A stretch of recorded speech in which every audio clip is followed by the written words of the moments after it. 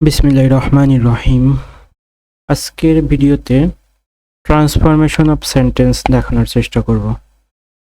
অষ্টম শ্রেণী থেকে শুরু করে দ্বাদশ শ্রেণী পর্যন্ত এই গ্রামারটি করানো হয়। অনেকেই এই গ্রামার সম্পর্কে ভালো মন্তব্য করেন, আবার অনেকেই খারাপ মন্তব্য করেন। অনেকেই মনে করেন যে এই গ্রামারটি অনেক কঠিন, আবার অনেকেই মনে করেন এই গ্রামারটি সহজ।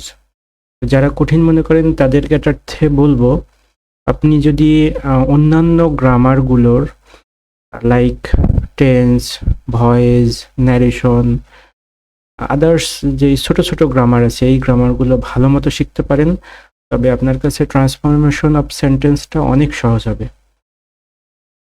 আর আপনি যদি একবারে ট্রান্সফরমেশন অফ সেন্টেন্সে আসেন, তবে এই গ্রামারটি আপনার কাছে বেশি মজা লাগবে না আর উপভোগও করতে পারবেন না। চলুন ভিডিওতে দেখানো যাক ভিডিওতে কি কি থাকছে আজকের ট্রান্সফরমেশন অফ সেন্টেন্সটিতে। তো এখানে কেন বললাম অন্যান্য গ্রামার আপনার অনেক প্রয়োজনীয় বা অন্যান্য গ্রামার আপনার জানতে হবে, তার অন্যতম একটি কারণ দেখুন, affirmative sentence to negative sentence. ট্রান্সফরমেশনের সবচেয়ে শুরুর যেই রুলসটা আছে সেটাই হচ্ছে এইটা, অ্যাফার্মেটিভ, হ্যাঁ বোধক বাক্য থেকে না বোধক বাক্য। অর্থাৎ আপনি একটা সেন্টেন্সকে ট্রান্সফরমেশনে রূপান্তর করবেন, হ্যাঁ বোধক থেকে না বোধক করবেন বাক্যের অর্থের পরিবর্তন ছাড়া। অর্থাৎ বাক্যটি হ্যাঁ বোধক আছে, এটাকে না বোধক করতে হবে, কিন্তু বাক্যের অর্থের কোনো পরিবর্তন হবে না। এই ধরনের বাক্যই মূলত ট্রান্সফরমেশন অফ সেন্টেন্স। তো রুলস প্রথমেই দেওয়া আছে অনলি বা অ্যালোন। কোনো সেন্টেন্সে অনলি বা অ্যালোন থাকলে কিভাবে পরিবর্তন করতে হয় আমি এখানে নিয়মগুলো পড়তেছি না, শুধুমাত্র এক্সাম্পল দেখাই।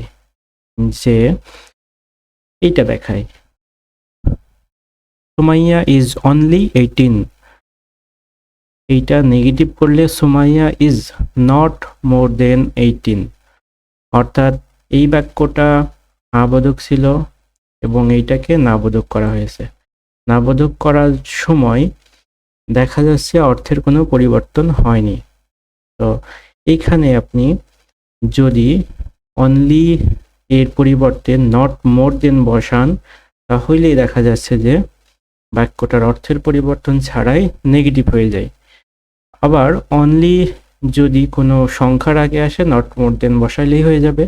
আবার অনলি যদি বস্তু নির্দেশ করে, সেই ক্ষেত্রে নাথিং বাট বসে। যেমন 3 নম্বর বাক্যে দেওয়া আছে সাইফ লাইকস অনলি আইসক্রিম।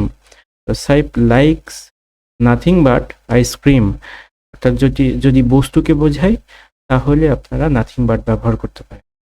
আর কোনো ব্যক্তি নির্দেশক যদি হয়, যেমন প্রথম বাক্যটিতে দেখানো হয়েছে Allah can alone help us, এখানে none but Allah can help us.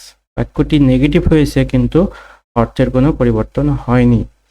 তো এই ছিল নেগেটিভ, অ্যাফার্মেটিভ বাক্য থেকে নেগেটিভ বাক্যে রূপান্তর করার একটি নিয়ম।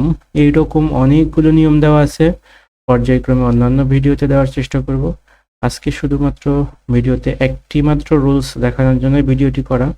এখানে মোট 15টি পেজ দেওয়া আছে, মোটামুটি শর্টকাটে কিছু নোট এখানে দেওয়া আছে।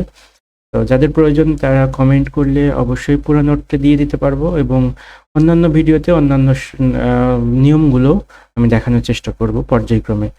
আগ্রহ থাকলে বা যারা অন্যান্য নিয়মগুলো দেখতে চান অবশ্যই কমেন্টের মাধ্যমে জানাতে পারেন, অথবা এই নোটটির পুরো অংশটাই আপনারা নিতে পারেন কমেন্ট করে।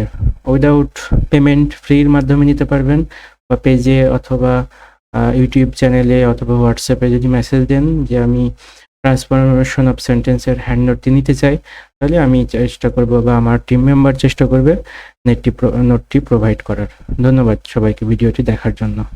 আসসালামু আলাইকুম।